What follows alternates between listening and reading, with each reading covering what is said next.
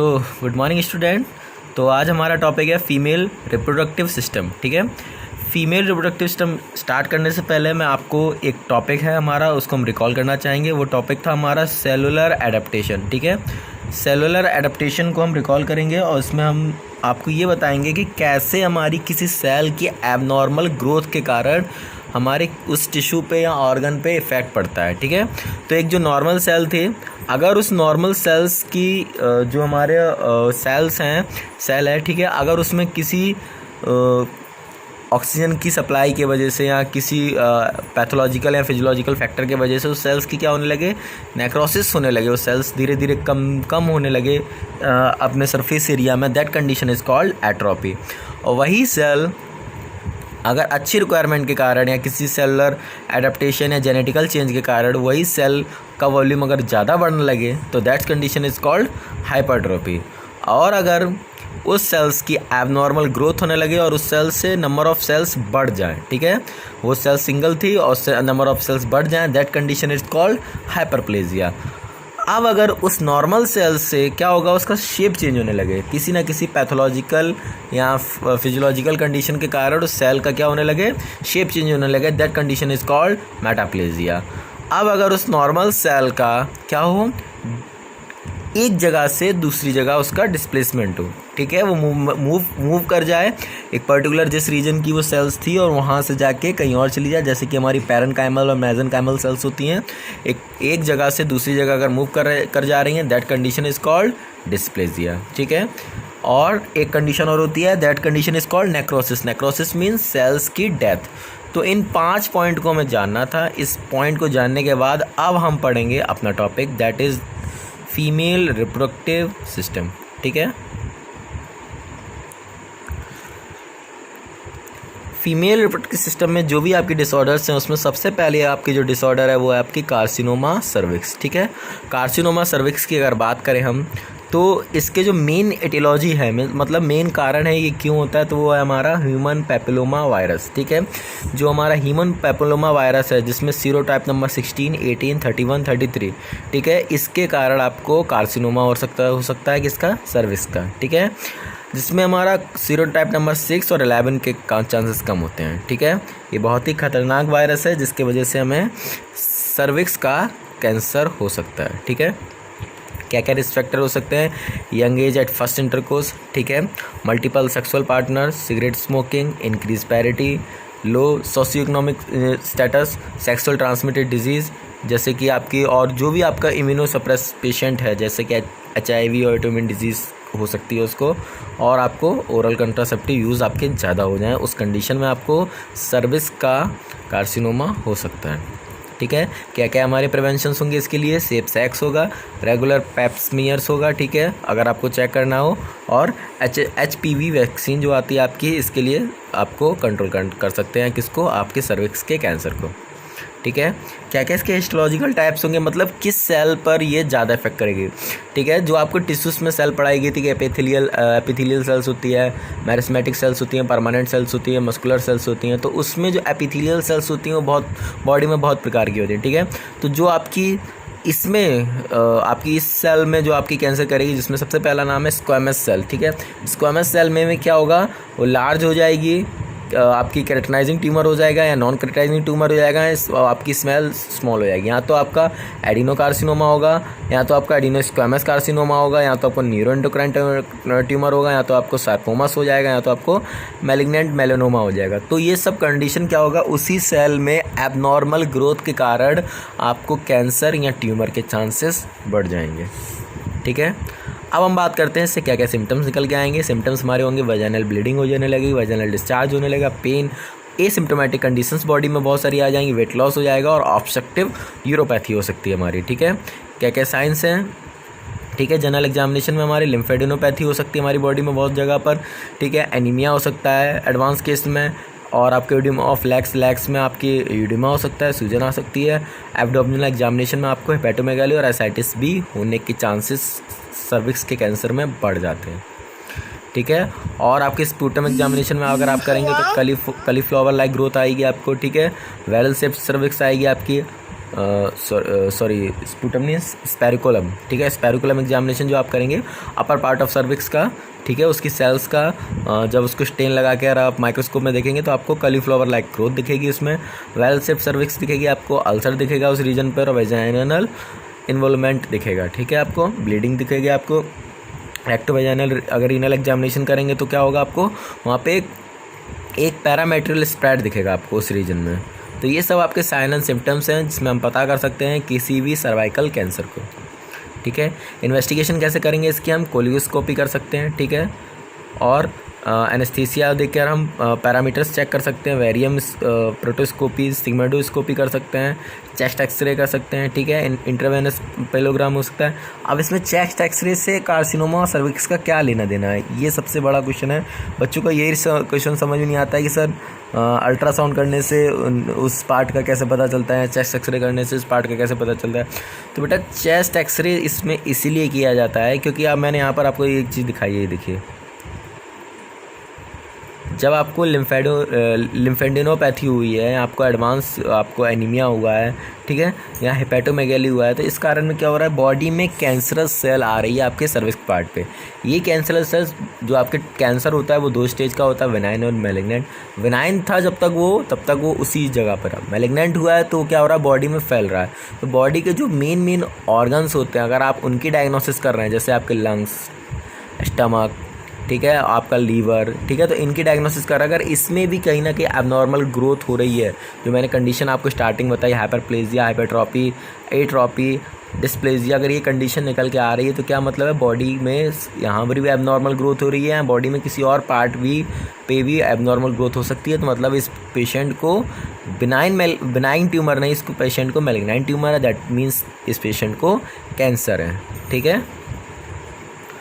उसके बाद ये बहुत इंपॉर्टेंट पॉइंट है कि हम सर्विक्स के कैंसर को कैसे हम उसको एक पर्टिकुलर स्टेज में बता सकते हैं, इस पेशेंट को कौन सा स्टेज है। तो stage 1A, 1A1, 1A2, 1B, second A, second B, third A, third B, fourth A, fourth B, ठीक है। तो ये आपके केसेस हैं जिसमें आप देख सकते हैं कि उस केसेस के आधार पे हम बता सकते हैं कि इस पेशेंट को कितना बजा कैंसर और किस बेसिस का और किस टाइप का कैंसर उसको हो चुका है उसके सर्विक्स पर, ठीक है, बहुत इम्पॉर्टेंट है आपके लिए,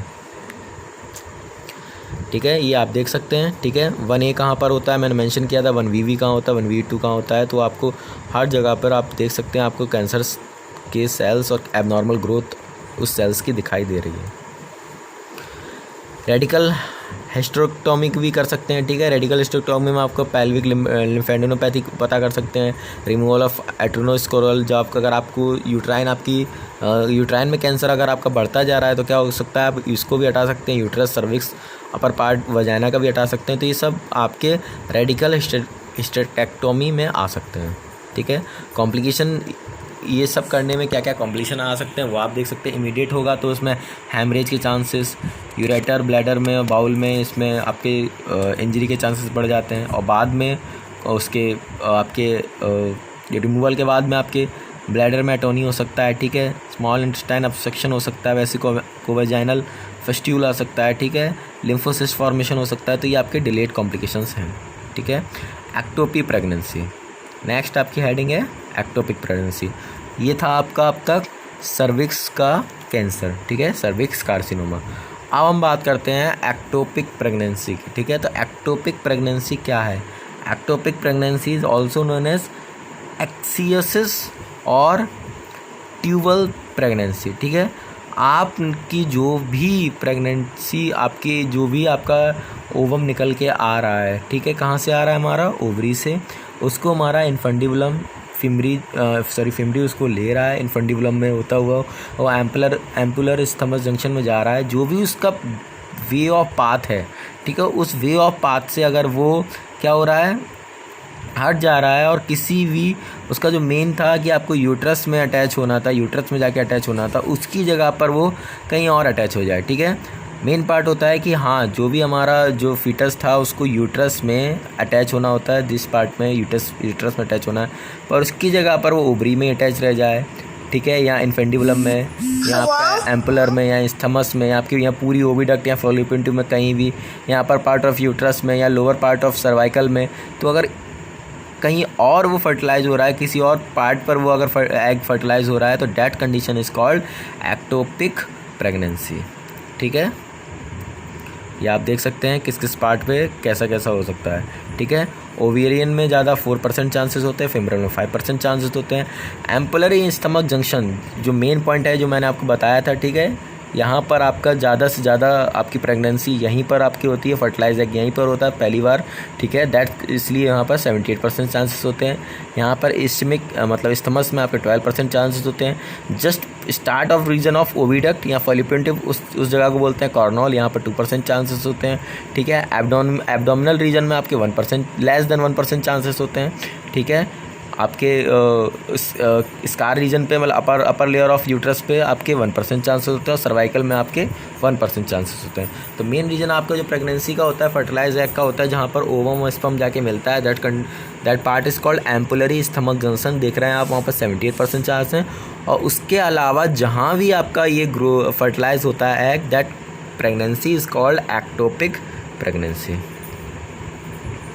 ठीक है, इटियोलॉजी अगर हम पढ़ें तो क्या होगा, एक्टोपिक प्रेगनेंसी कैसे, इन्फ्लामेशन हो जाए, स्कैरिंग हो जाए, फैलोपियन ट्यूब हमारा बढ़ जाए। ठीक है, कोई इन्फेक्शन हो जाए या सर्जरी हो जाए या कोई हार्मोनल फैक्टर के वजह से या किसी जेनेटिकल एबनॉर्मलिटी की वजह से।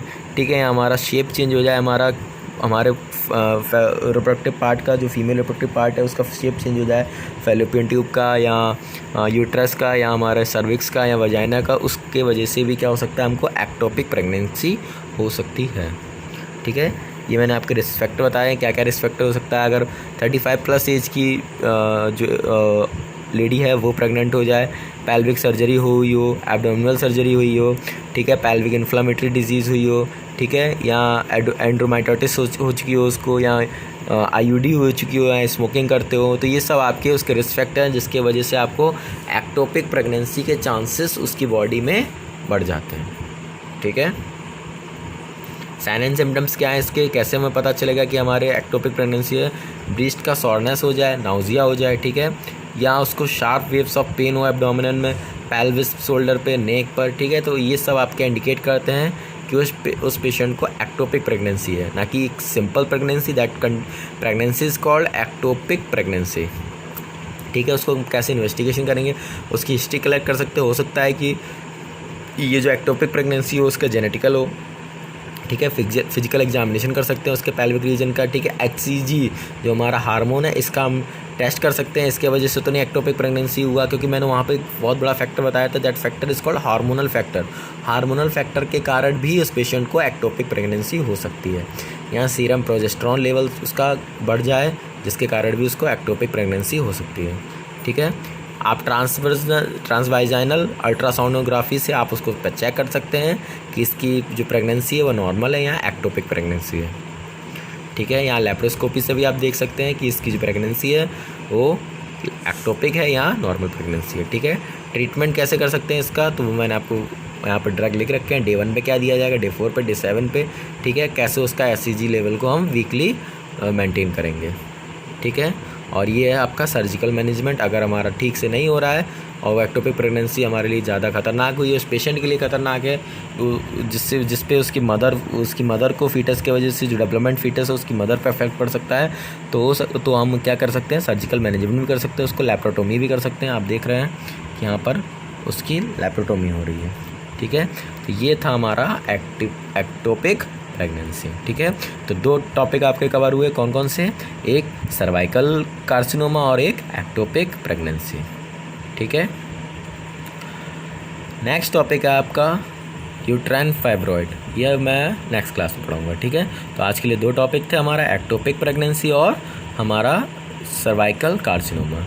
कोई भी डाउट हो आप कमेंट बॉक्स में पूछ सकते हैं। Thank you class.